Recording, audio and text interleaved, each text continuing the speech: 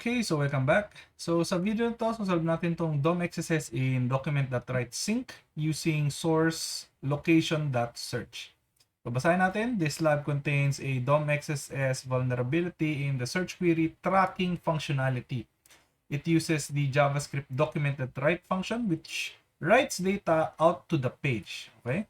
So the document.write function is called with the data from location.search which you can control using the website URL.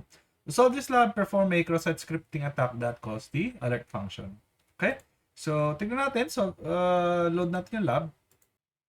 So, check natin tong search functionality. Lagay natin 1, 2, 3. And tignan natin sa page source kung ano itsura niyan.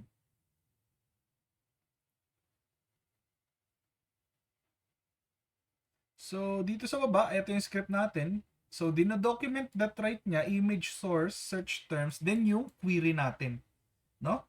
So, tignan natin kung ano itsura nito sa DOM. No? So, open natin yung inspect element. Then, punta tayo dito. Then, tignan natin to. So, ayan yung search result natin, 1, 2, 3.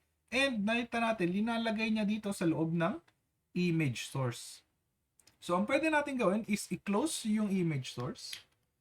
Then, or lagyan natin ng value, let's say 1, 2, 3. Close natin. And then, lagyan natin onload equals alert. And then, wag na natin lagyan ng double quotes para isara netong double quotes at saka angle bracket na yan. So, try natin, search.